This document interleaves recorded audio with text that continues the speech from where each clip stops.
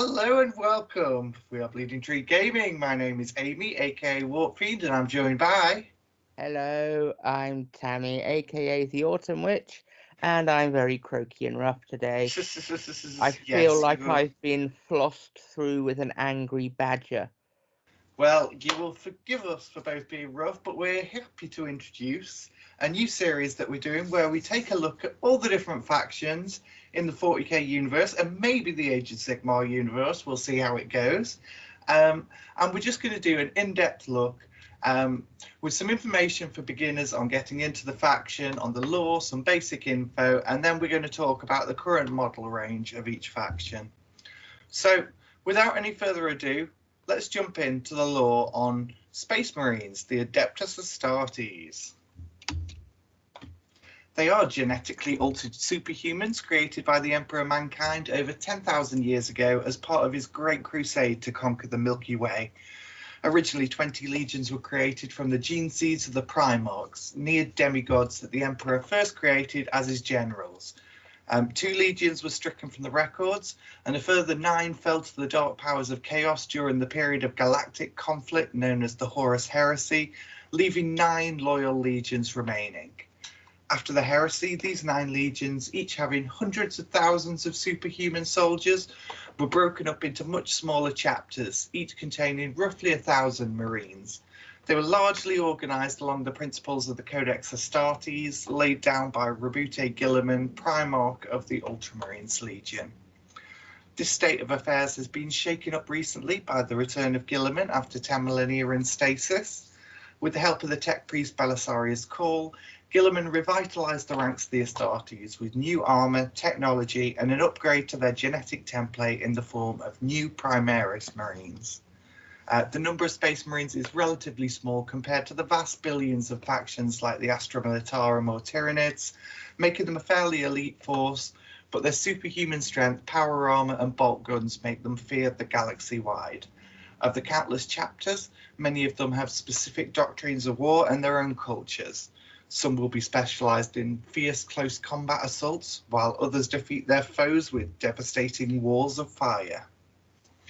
So that's the lore, and I'm sure a lot of you will already know that, but thank you very much for bearing with us while we explain that for people who might not be too familiar with the hobby. So we'll just give you a brief overview of the army. Obviously, they're GW's poster boys. They're the biggest selling army by far, and they have the largest range of minis by a lot. Yes, by a heck of a lot. So Codex-compliant Space Marines are most obviously exemplified by the Ultramarines. Other chapters like the Dark Angels or Space Wolves vary from this formula with their own specific units, characters, and combat doctrines. Enough chapters exist that you can create your own, and the Codex gives you some basic rules for doing this. They're often portrayed as the good guys of the setting, except for the whole like theocratic fascist super soldiers thing. And that's the Space Marines. So, next up, we are going to take a look at the current range of models. As you can see, there's a lot, and we've just filtered this to Ultramarines here, and there's 80 items here. So it can be fairly overwhelming to a new player who might not know where to start. And I think they kind of signpost it towards the Ultramarines. Everything, all the main stuff is painted in Ultramarines blue. And we will talk about some of the other chapters included in this because they do have their own character models and upgrade sprues and things like that. But for the basic Codex Space Marines, most of the stuff you're getting is in the Ultramarines list. And if we start with characters, the Ultramarines themselves must have the most named characters out of any of the Space Marine chapters. I would argue that the Space Wolves have the most named characters. Yeah, I can see that. Yes. Yeah, especially in the current range because we've lost 2 named characters since the previous edition. In fact, if you look at the range now and you look at the range from a year ago, it's very, very different. A lot of the older, more traditional Space Marine units have been discontinued in order to just add more to the ranks for the new edition. So Yes, one of yes. the things with Space Marines is you kind of need to work out what's going to be sticking around and what's not going to be here in 3 years' time. Right. Yeah, that's that could be an issue. In terms of the actual character models, obviously you've got Gilman if you're playing straight Yeah. Ultramarines, and Monius Calgar and Tigerius and Ventress. That's a few characters right there. There's obviously a lot of ones that didn't make it over to Primaris yet, and a lot of those have been discontinued. But you also have all your generic Space Marine characters in here. The new Librarian that was from the Leviathan box originally. Yeah, it's a very pretty model.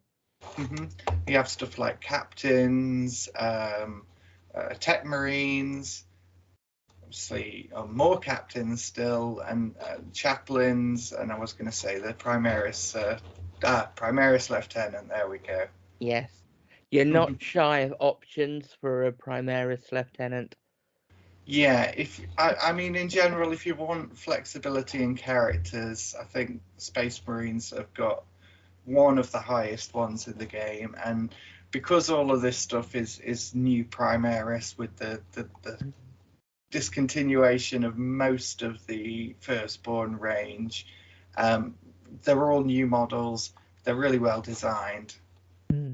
Now, one thing that needs to be mentioned regarding characters is synergy with certain units, because in 10th edition, rather than using character auras for buffs, characters get attached to infantry units instead, and depending on the type of armor and the type of battlefield role, only certain characters can be attached to certain units, which is something that if you're looking to build an army, it's something that's probably best to look out for. Essentially, if you see there, we've got the Primaris Lieutenant in Reaver armor. That's actually called Phobos armor, and he can Captain in Phobos armor, yeah. Yeah, and they can be attached to any unit in Phobos armor, like the Reavers and the Infiltrators and such. If a character is in the big chunky Gravis armor, or a character is in Terminator armor, they can only be really attached to either units of, Gravis characters to Gravis units, Terminators to Terminator units, etc. So that's just something to.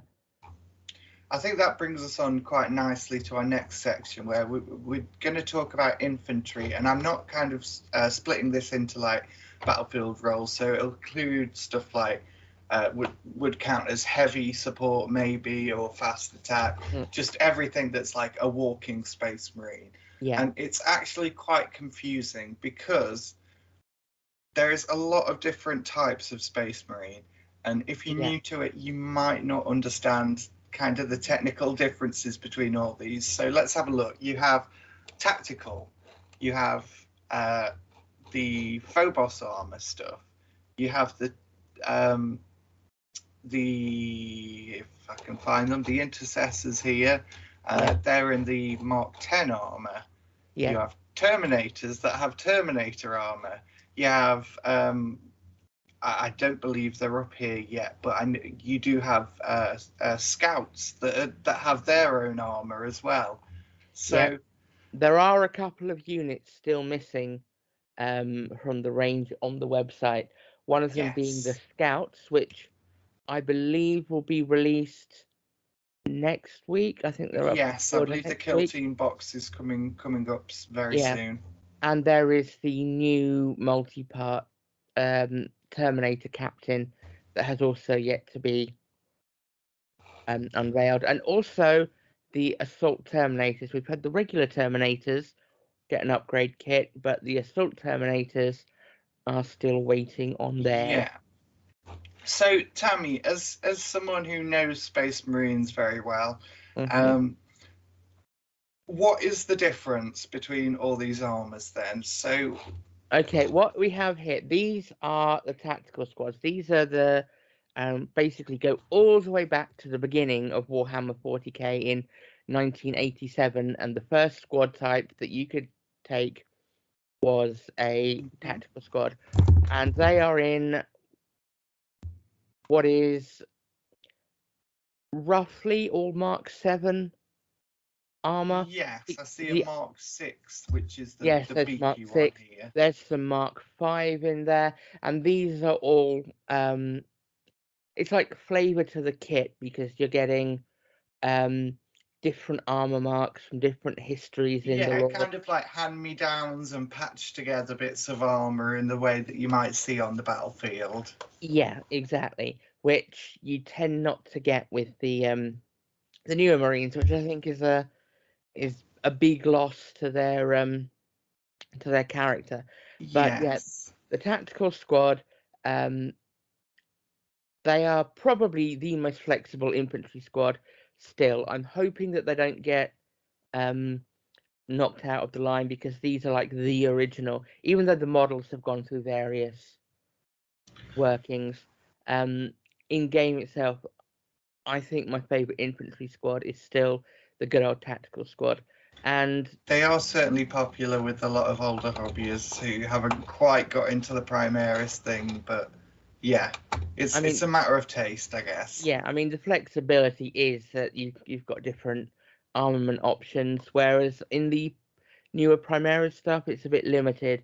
If you want, you can't just take, say, a heavy weapon and a special weapon in a normal intercessor squad, or Yes. if you're going to take like a heavy weapon squad, they've all got the same weapon. Whereas with a tactical squad, you can give them any There's like one guy, well, two guys can take any special weapon, or one of those guys can take a heavy weapon. So you've got more of a selection in firepower. You've got more war gear options on the sergeant. Yeah, and also if you know the scaling over the years, the scale has crept up a bit, and the tactical squad and the Devastator squad, which is also one of the older units. Yeah. They're a little smaller, but I mean, These guys are a little stumpy. The proportions aren't quite as well defined as some of the newer stuff. So if you want older power armor to like represent these like veteran mainstays of the Space Marines, there's the Horus Heresy range, which has a lot of the the Mark 6 and the Mark Mark 3. 3. Yeah, so you can have old style armor, but scaled up to like sit better with the newer Primaris stuff. Yeah. So, I mean, I've got about 8,000 points of like the old stuff for Ultramarines that I've acquired over nearly 30 years. So, I mean, I'm gonna be sticking with those. So yeah, summing up, this is the old Marks of Armor, and I think the reason GW kind of moved away from this was one, because new shiny models, two, because people have been asking for true scale Marines, because obviously Marines are supposed to be in the lore like about 8 foot tall. Yeah. And these original ones were fairly much the same size as any other infantry on the table. Yeah. And the other reason is that the fact that these were so customizable could make them a little bit intimidating for beginners. Like I always remember a lot of these, like you'd struggle to get the two arms to fit around the gun right, and you'd have a bit of fiddling around. Yeah, I mean, but it teaches you the hobby, I guess. Yeah. The new stuff tends to be a lot easier to build.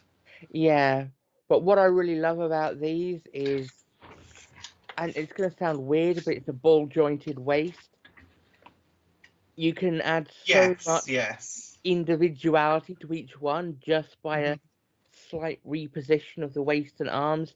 You'll never have two looking identical, which is something that the more modern ones they tend to be a bit more monoposed, which is fine, But if you're going for like a big army and you've got like 3 models per unit that are identical, Okay. it's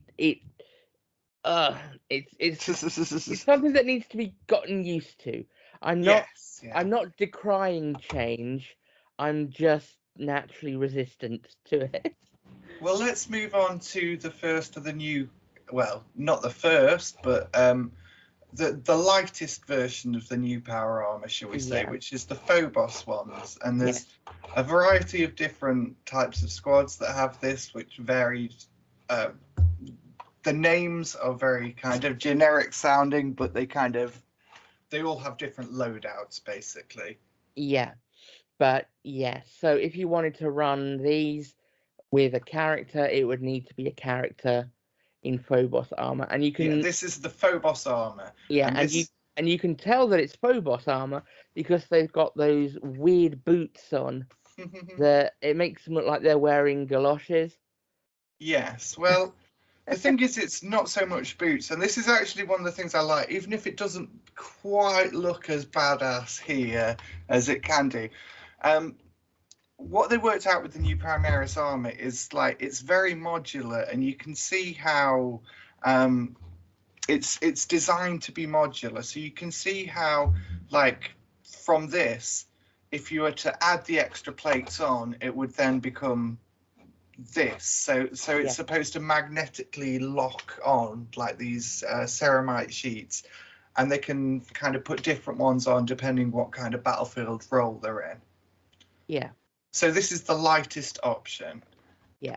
However, this is still Mark 10 armor. All the Primaris armor is Mark 10 armor, but then you've got the different like sub settings, and these things they do play a part in the rules. So units have certain keywords that applies to them. So these would have Phobos. They would be Mark 10 Phobos. If we moved on to the next one, the basic.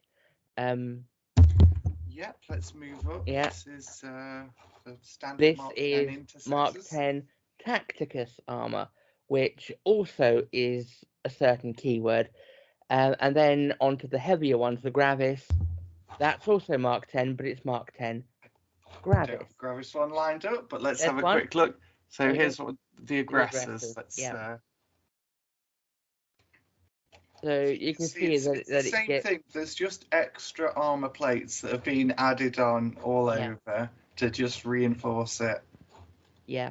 So yeah, it can be quite complicated. I think one of the other things that I'm not too happy about with the current Space Marine range is just how involved the rules are, how strict they are, and what type of subunit can go with Right. what type of character, because these are meant to be like the entry level Yes. Marines, Yes. and they've really sort of they've kind of bunged up the workings a bit on the rules They front. do want you to buy every type of armor with its own character, basically. I think is the way it's gone. But also for like a newcomer, Space Marines were always like the go-to because their rules were straightforward and quite intuitive.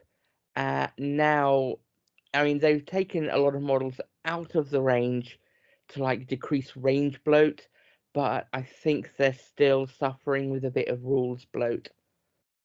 Yes, yeah. Okay, well, we've seen them all in Ultramarine. Oh, sorry, there's one more thing. One more thing to go on to. Terminator armor. Terminator armor, Let's talk Terminator armor. which is almost as old as the tactical squads. Yes, yeah, it goes way back to Rogue Trader days. Yep, but these Terminators have just had a range refresh. We haven't had the new Assault Terminators yet, like I said, and there's a scale difference. It's not so much a height difference, but these are chunkier in the armor. They're a little bit taller, they're a lot broader, So have it like mixing and matching them. Well, it's down to personal taste. If you don't care, you know, if some of your Terminators are shorter and a little weedier than the others, but I mean, for me, I kind of like everything. I mean, I've got these are big chunky boys. yeah, These new ones, they are absolutely massive. yeah. I mean, I've got a Deathwing army, and I've got a lot of Terminators for my Ultramarine army, and they are in the old scale, so I'm not really keen on getting any of the new ones for those armies. But Yeah. with my White Scars army and my Deathwatch army, I am absolutely 100% on it with the new Terminator kits. So to sum up like the different armor types, this one is like the heaviest. Terminator is yeah, like, well, except for maybe the Centurions, the but Centurions, yeah, but yeah, but yeah. these are not only are these classics. This is probably the best armor in the game. It's just You've an got a iconic yeah, like armor that's they've yeah. struggled to keep it having its place of importance in over the years, but it's They felt pretty thi- irrelevant in certain editions of the game, but the but new this rules seem to edition, have it's really beefed them up. it's all about Terminators. They have they're tougher than uh, any of the other basic infantry marks. They've got a 2-up armor save, whereas I think all the others have a 3-up. And they also have a 4-up invulnerable save. They've got 3 wounds each, and if you are doing assault terminators, and you give them storm shields, that gives them each an additional wound. So you can take up to 10 in a unit, give them all storm shields. That's 40 wounds that your opponent has to grind Yeah, through they to are take out the squad. pretty indestructible on the battlefield at the minute. Yeah, and they do have the same sort of tactical flexibility as a tactical squad does, because you can choose whether they have power fists or chain fists, whether the sergeant has a power sword. Weapons wise, they're all armed with storm bolters as default, but you've got a selection of special weapons, and you can give one for every 5 models in the unit. So if you're running 10, you can take 2 heavy weapons, and you can have a choice of assault cannons, heavy flamers, cyclone missile launchers. And if you magnetize them like I do, uh, that makes them really flexible on the table as well. Yep, You yep. can have everything pretty much as what you see, what you get, because it's one thing to do a proxy in a small game, but if you're looking at like a bigger game, like a 2,000-point game, running proxy, it can really confuse things. Yes, So yeah, it yeah, can be, yeah. Right, well, we've talked about all the different types of armors. If you're doing different chapters other than Ultramarines, you can obviously fairly easily upgrade these stuff yep, with, they have a range of upgrade sprues, and you can see they generally include like shoulder pads, little kind of chapter specific weapons, usually like the flamer is very emblematic of the salamanders, and similarly you've got the little flame brazier there. You yeah, usually get some like custom helmets and heads. And they do these for a lot of legions. You see the Imperial Fist ones here. yeah. All of the original Codex chapters, they have an upgrade kit. Now the ones for the Ultramarines aren't really that great, because um it's like 1 sprue of upgrades, and it's like Yes, let's see if I can find that here. I know it's somewhere around. yeah, there it There is. we go. You Yeah. can see it's very generic, and that's because Ultramarines are basically the template for your generic Space Yeah, Marine. but So there's on not a huge amount they can do to really differentiate them. but on actual value for money, uh, it's Yeah. £12. You get 1 sprue. For the other Codex chapters, it's £17, and you get 2 sprues, 2 identical sprues, so you get Mhm. twice as many bits, and 2 sheets of transfers with it. So The Ultramarines are kind of screwed. Like, the only advantage I can see in doing this one is not having to get those U-shaped transfers to fit on your shoulder pads, which I know has been a pain for many a person. But if you really want a good upgrade kit, they still do the upgrade kit they did for the tactical squad, which gives you Right. because the shoulder pads on all of the non-Terminator and non-Gravis Marines, they're all compatible with each other. Yes. The weapons and the helmets, they are all compatible with each other. So here you could put these on a on like a firstborn kit Yep. just as Yep. easily as on a Primaris kit. But the best one to do if you're going to do Ultramarines, get the firstborn one. Mhm. It's got like 3 Ultramarine heads. It's got a couple of weapons, like Ultramarine themed weapons, and 10 rather fancy shoulder pads, because Ultramarines should always have fancy shoulder pads. But it really adds Yeah. some character to the models. Cool. So yeah. Well, other than the upgrade sprues, obviously some of the chapters have their own special characters. That's my boy, Kosara Khan. Sarah Khan, obviously from the White Scars, and here we have Tor Garridan, also Imperial Fists. Yeah, so there's a good range, but their number of special characters tends to be a bit more limited than Ultramarines, and Of course, the other big 4 Codex chapters. yes, Sorry, the other 3 of them. There is always the Heresy range if you want some more, say, Legion themed. Yes, yes. There are Horus Heresy. There's a lot of Imperial Fist characters available in the Heresy setting. Yeah, but White obviously the Scars. Heresy stuff has its own upgrades, sprues, and transfers. Yeah, and they are largely all compatible with one another to an extent. So, I mean, flexibility, modeling wise, flexibility is really good in the Space Marine range. But it's just there's a lot to look at, and it can get rather overwhelming.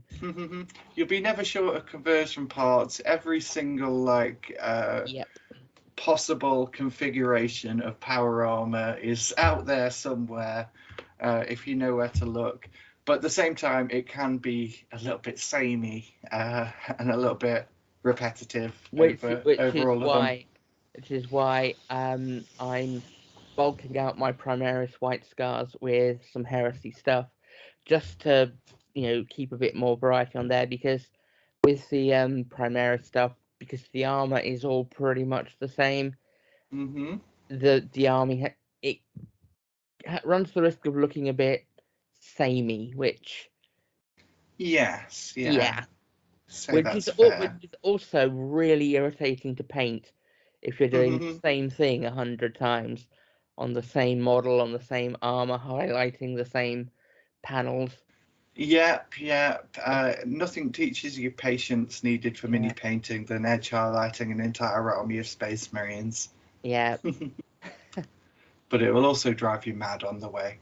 Of course. You need to find your inner zen. Yeah, dry brushing is my inner zen. Yep, that is perfectly acceptable also. Right, so we've gone through characters, we've gone through all the infantry available. So let's have a look at some of the vehicles of the 41st millennium. Space Marine ones tend to have this blocky aesthetic that's, lots of flat panels. They look really good if you paint them with some nice gradients and some nice crispy edge highlights and They're stuff. also a really good canvas for sponging on battle damage. Yes, they do that as well. I believe Tammy had a good video about that recently. I did a video about that. It was our New Year's Day video, and it ended up very gory and very sparkly, and it was lovely. Yep. So starting with the ground-based ones, I'd say you have 3 main varieties of tanks in the Space Marines range. And they're based on 3 chassis, and I'll You've show you got the them now. Rhino, which is the original Space Marine transport, and it's Yep. used by other armies as well, the Chaos Space Marines and the Sisters of Battle mainly.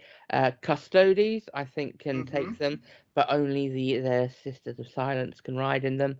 Yes. But yeah, so for the first 30 years of 40k, this was like, we'll look at the Land Raider in a minute, but this was like the basis of most of all of the Space Marine tanks. If a Space Marine tank wasn't based on this, it was a Land Raider.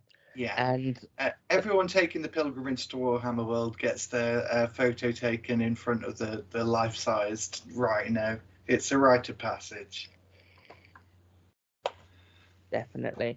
Yeah, so it's a classic tank, and there's not just, this is the main variant, but you can also buy the Horus Heresy Demos variant. Which is based on the original kit for the Rhino that came out in the original late 80s kit. And you can see also there's variants, which is just an upgrade sprue. You've got stuff like the Vindicator, that's a heavy siege one. Whirlwind, you've got the Whirlwind. Predator. And then there's the Razorback, which is kind of limited as to what it can take, because with the 2 remaining with the 2 remaining firstborn infantry squad that can ride in a transport, essentially the tactical Marines used to be able to take them in a squad of between 5 to 10. Now they have to be a squad of 10, and with the Devastators, you used to be able to take them in a squad of 10. That's 4 heavy weapons, a sergeant, and 5 regular dudes. But now you can only take 4 heavy weapons and a sergeant, so it can only be a 5-man thing. So they are really the only thing that can ride in a Razorback. But the cool thing with the Razorback is that it not only does it protect them as you move them up the field, the Razorback also has heavy weapons on top to really help with the firepower. Whereas the other variants, like the Predator, the Vindicator, the Whirlwind, there's also the Hunter and the Stalker, which were discontinued, but they are all purely battle tanks. They're not transports. It's just basically using the chassis to take more guns. But yeah, so that's the Rhino. You can get a really nice upgrade of the original kit in the Horus Heresy. That's a brand new one. This one's showing its age a bit. It's kind of hard to put together. Like, you can find yourself with some trouble with these gaps here. There's certain lots of people struggle with the tracks a lot. But it's a rite of passage again. It's something that every hobbyist should do. They're classic tanks. I mean, the Sisters of Battle one, since the range was refreshed, it's a completely new kit. Yes. Pretty much. I mean, I think the basic Rhino has the old Rhino chassis, but it's got a lot of extras on it. But if you look at the price of this, £32.50. It's affordable still. It's actually cheaper to buy the Horus Heresy version. Ah, is it? I did not realise that, actually. Which is an easier kit to use. And it's just, I think it looks better. But the Heresy also has a version of the Vindicator, the Whirlwind, and the Predator. So, yeah. There's a lot of, if you still want to play like the Firstborn stuff, there's a lot of options in the Heresy range to be able to do that and have the army look new and cool. So again, you've got lots of options for this tank. Moving on to the Land Raider, which is the second, goes back to Rogue Trader tank. And this is a redesign that came out in the late 90s, I believe. I believe it was about 98, 99. There was a Rogue Trader era one, which the Horus Heresy range has an updated version of. Yes, which is the Land Raider Proteus, I Yeah. believe they call it now. Yeah, but that first kit, they kind of discontinued it, like around, I believe, 91, 92. Yeah, I remember so- it'd always appear in all the magazine photos and stuff. It was just this like gem that, oh God, I want one. I really want Yeah, one. I had one, and my dad threw it out. That is gutting. That is gutting. That is absolutely tragic. Piece I of mean, modelling history. it was history, and now it's history. Yeah. But yeah, so the Land Raider now, there are two main Land Raider kits in the basic range. One is the Land Raider, which That's a cheap one. is that one, £55. and it comes with in the kit. You've got the main body of the Land Raider, and you've got a weapon sprue that has the hull-mounted weapons and the sponson weapons, which for the normal Land Raider is a twin heavy bolter on the hull, a twin las cannon either side, and the options for a hunter killer missile, a multi melter which isn't shown on here, and a storm bolter to go on top. But the other kit, it has the same main chassis, but it gets the weapon options to build it both as a Land Raider Redeemer and a Land Raider Crusader. The difference being that they've got different side sponson weapons. So that explains why it's more expensive than the. So you pay £12.50 for an extra sprue that gives you some little like customization, like the track covers at the front, and mostly the side sponson weapons are different. Yeah, you can see this is the, what's it called, the Hurricane Bolter, is that the 6 bolters? And I believe that's like a heavy flamer. Flamestorm cannon. Flamestorm cannon. Yeah. Now these, the Land Raider and the Land Raider Crusader were pretty much the same price up until recently, but now for some reason it's not even an extra sprue. They've swapped out the weapon sprue. Oh right, so you don't get extra value for it. No. Well, I mean, if you magnetize it, you can have 2 different weapon options out of it, but fair enough. But yeah, if you want, I mean, the Heresy version, you can't get the Redeemer Crusader version there, but if you want a regular Land Raider, you can. Yeah, and it's a much more modern kit. This is a classic one, but it was never really around when I was in the hobby. It was always like you'd see the Rogue Trader one, but you couldn't buy it because no, they don't sell that anymore. I mean, it's a 25-year-old kit, and it's a very good kit, but it's 25 years old, and I own a couple. I love this tank. Yeah. I love this tank, but I mean, I've got a couple of them. I've got a couple of Spartan assault tanks. I want to get one of the at least one of the Heresy era ones. Yep, the Custodes can take the Land Raider as well, as can the Chaos Space Marines. Yes, it's sad that the Sisters can't take one, because that would be awesome. They have like an entire cathedral built on top of it. It would be amazing. But yeah. The sprues, you can tell they're old because of how much space is around them. Yeah, I mean, I've just been putting like a Rogel Dawn together for my Valhallans, and there is very little sprue on the sprues. They're much more efficient with them nowadays. They are much more efficient, and they go together so let's move on to the new style of tank, which is the grav tank that they introduced with the Primera stuff back in 8th edition. Yeah, I mean, these have been around. I mean, 8th edition launched in the middle of 2017, so I mean, oldies like us still refer to them as new. Yeah, they've been around a fair while now. They've definitely earned their keep. Yeah.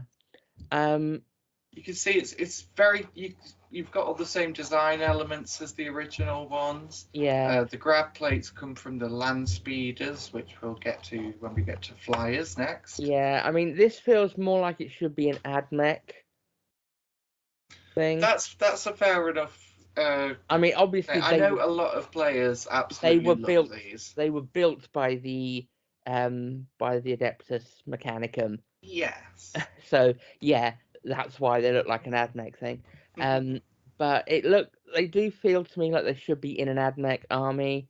Yeah, so you can see it's very much GW have tried to update the classic design cues and just make it a bit more kind of technologically advanced with the grav edition and some of the new weapons.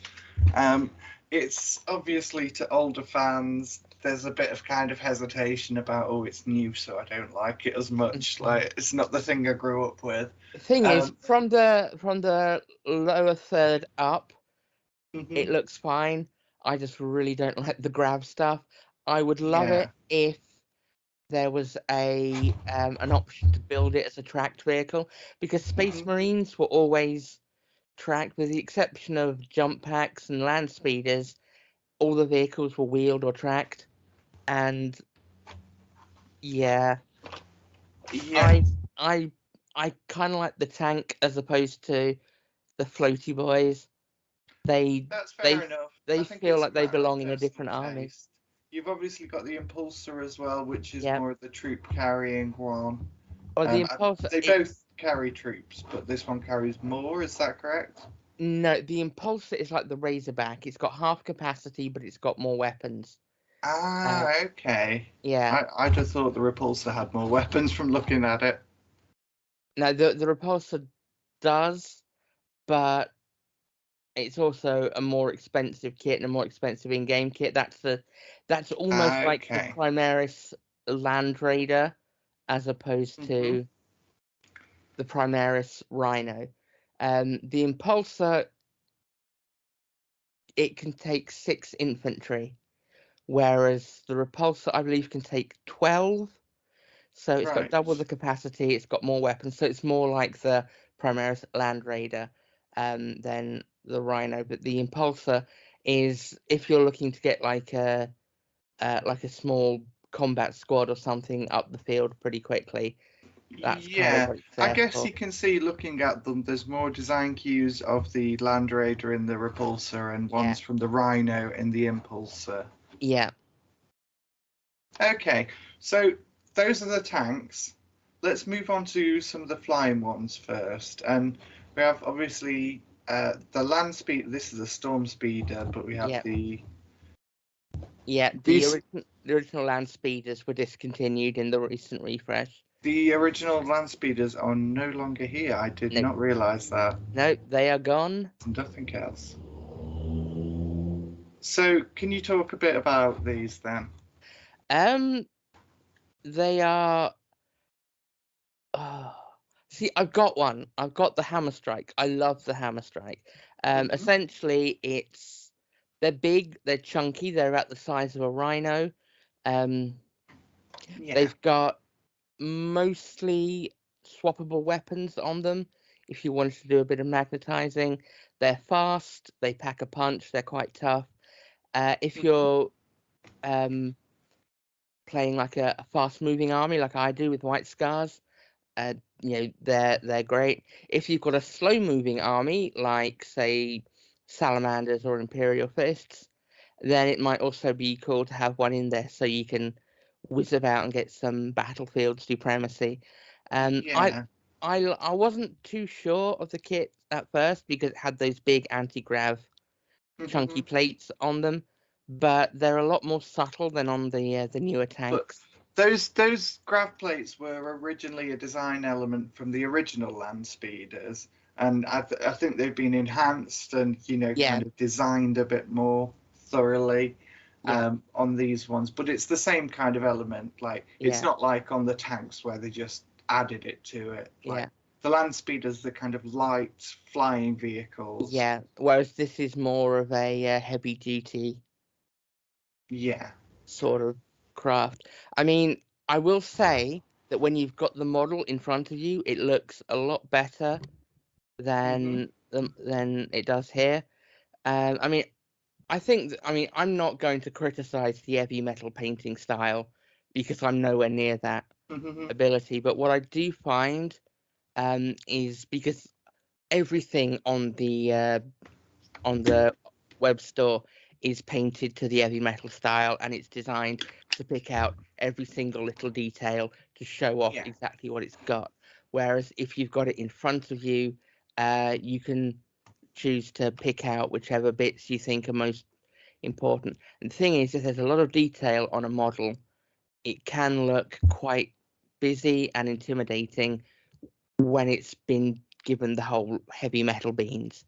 So yeah, definitely. I would there's a I'd lot of like suggest, edges going on there. yeah, I'd suggest also looking up like just doing like an image search to see how people have painted theirs and what can be done with it.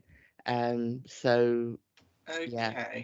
So next off, let's go to the actual. If those are skimmers, drop pod. I'm going to drop pod next after we go to the flyers proper.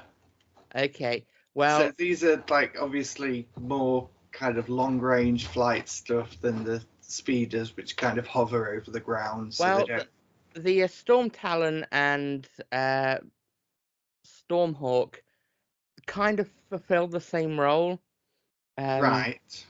As the Storm Speeders. Okay, that's interesting. They're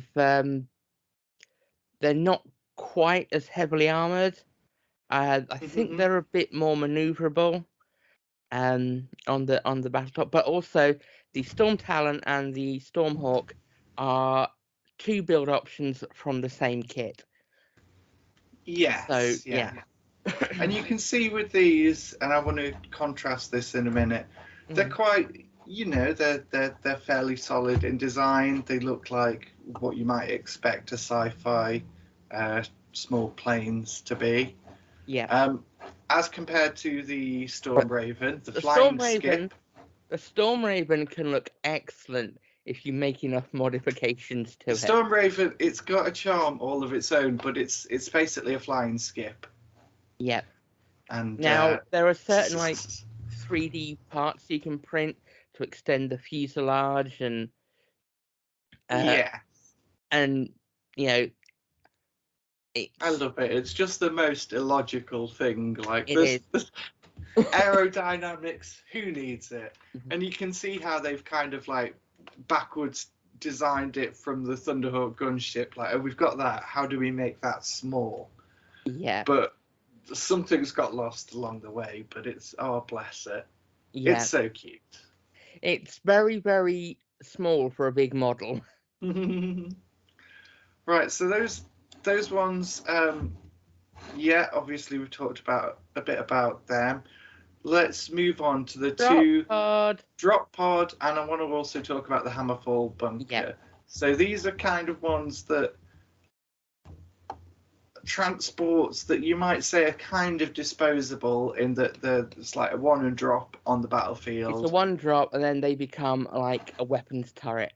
Yes, and the bunker's obviously very much like that. I don't believe it carries troops in it down. No. But it's like an automated bunker. So, what's the current standard of these? Because I know they weren't really a thing back in second edition when I was first into the hobby. No, I think drop pods came in a fair bit later. I think they were in the lore, but they didn't actually have a model.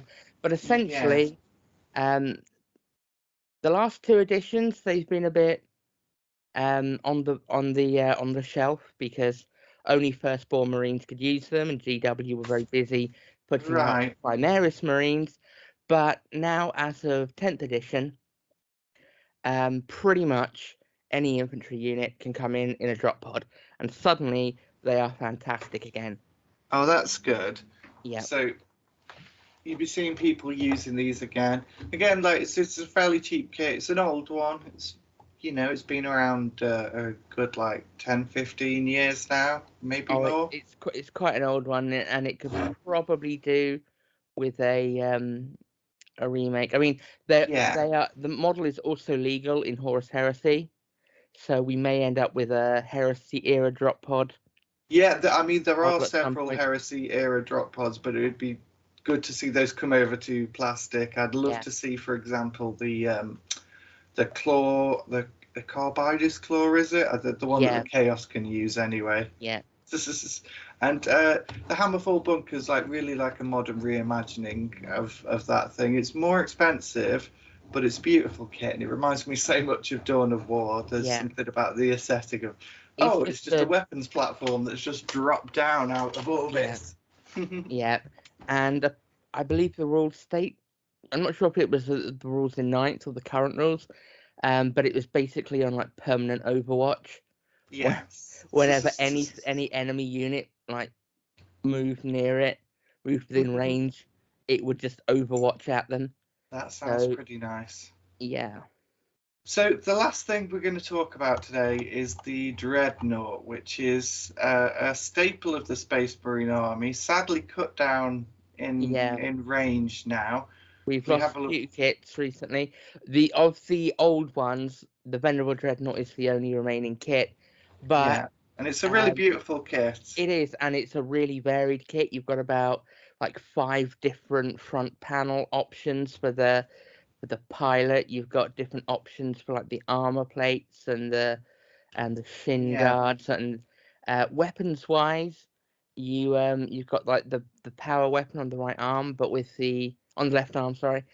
But you can fit it with a storm bolter or heavy flamer underneath, and then the right armament, you've got the twin las cannon there, but there's also a plasma cannon option, the multi-melter option, and assault cannon option, I think. So yeah, and the arms themselves are push fit, so you can swap them out without needing magnets, which is. And our Dreadnought basically fulfills the role of kind of like a heavy mech walker. Yeah. What they are basically is a walking sarcophagus where a Space Marine that's near death can be allowed to carry on like in life support almost indefinitely until they're destroyed. Yeah. Well, apparently in the new ones, those based on the Redemptor chassis, it tends to burn out its pilots a bit more. Yes, yeah, and this is a much bigger model. If we look at the Redemptor, which is like the basic of the new ones, you can see it's more heavily armored at the front. It's the medium one. It's got firepower on one side and punchy, squishy on the other. So you can see like it's designed. The modern ones are designed much more like a walker and less of the kind of whole just like walking sarcophagus thing. Yeah. But it's still a great design, and it's I really like the new ones. Yeah. So also you have if you go up, there's the Invicta Tactical Warsuit, which is essentially a Space Marine cosplaying as a Redemptor. Yeah, so this isn't like a real Dreadnought, but it counts as like a light mech. Yeah, basically. So it's like a Scout Dreadnought with an actual living Marine inside it, as opposed to an almost. It's a cool. I really like the design of this one. I know it's like a bit hit and miss with people. I really like the roll cage thing. I thought that was cool. Yeah. Better than the Grey Knights have their one. I can't remember what it's Grey called Knights. now. Grey Knights either need retiring or refreshing. Just refresh for Grey Knights should probably either put them out of the misery or give them some love. Then yes, we have the Brutalis Dreadnought, which is the up close, punchy, smashy one. Yeah. Which it's quite a new kit. Now, what's not here, on the website is the Brutalis. No, Brutalis. Brain fart. My brain is farting. The one from Leviathan. The one from Leviathan. The Ballistus. Ballistus, yes, that's it. The classic box note with the missile launcher on it. It's based very much on the shooty version. It's the sort of Dreadnought that you keep in the back lines. it can like take a pounding from artillery and then spit out a load of firepower and do some serious damage. So you've basically got a dreadnought for all the main roles. Yeah. But yeah.